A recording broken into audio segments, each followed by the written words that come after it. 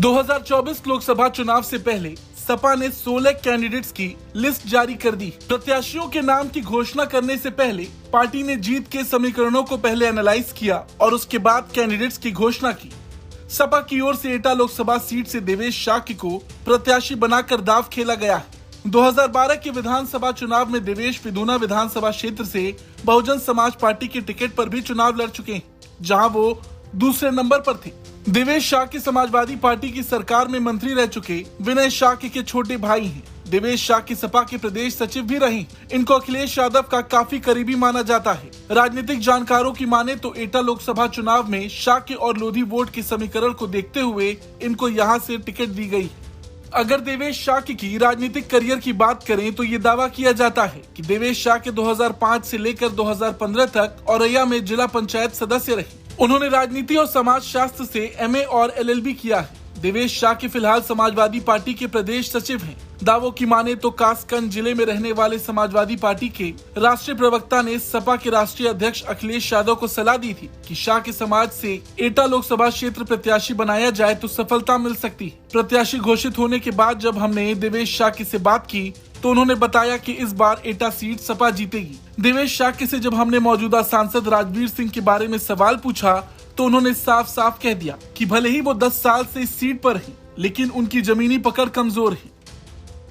देवेश शाक्य जी से बात करते हैं और जानने की कोशिश करेंगे कि इस बार उनके लिए यह सीट कैसी चुनौतीपूर्ण रहेगी और किन मुद्दों को लेकर के वे चुनाव मैदान में उतरेंगे और लोग उनको क्यों पसंद करेंगे। सर, यूपी तक में आपका स्वागत है। एटा लोकसभा क्या लगता है आपको कि कितनी आपके लिए चुनौतीपूर्ण रहने वाली है और समाजवादी पार्टी ने आप पर एक भरोसा जताया है, उसको कैसे पूरा करना?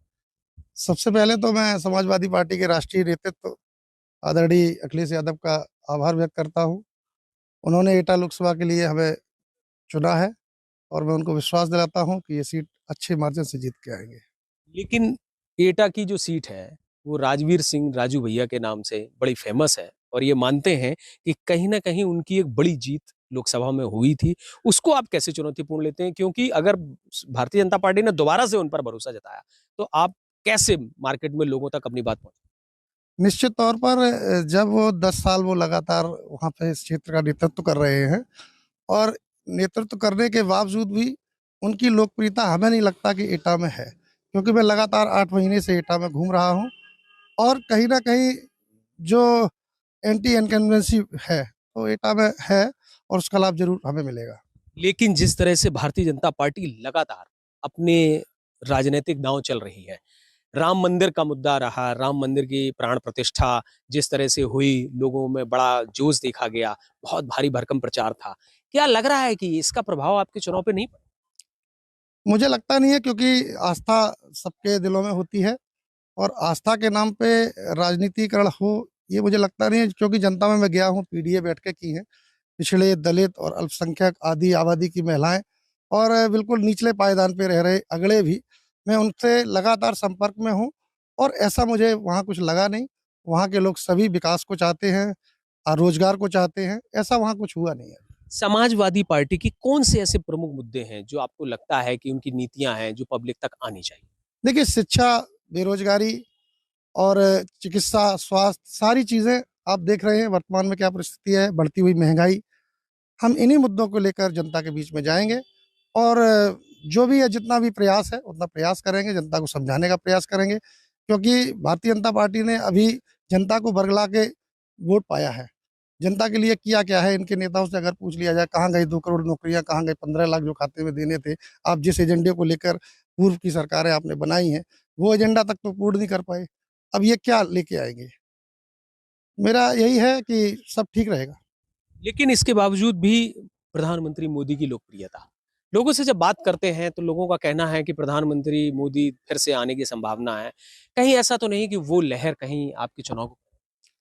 नहीं, देखिए, मैं आपको फिर बता दूं, 2014 में जो लहर थी, एक साइलेंट वेव चली थी, भारतीय जनता पार्टी खुद नहीं जानती थी कि इतनी सीटें हमारे पास आएंगी और इसी तरह इस बार भी साइलेंट अंडर करंट है।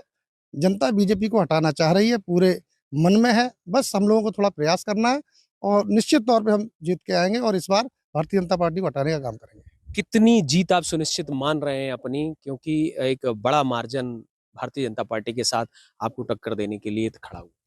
देखिए माननीय राष्ट्रीय अध्यक्ष जी ने जो पीडीए का नारा दिया है, तो जब तक सारी टिकटें कंफर्म नहीं हो जाती, बीजेपी की टिकटें कंफर्म नहीं हो जाती, तो ये कहना मुश्किल होगा। लेकिन हम लोग प्रयास करेंगे कि लगभग 60 प्लस जाके इस प्रदेश से सीटें जिता के लाएं। प्रधानमंत्री फिर आप किसको बनाना चाहते हैं?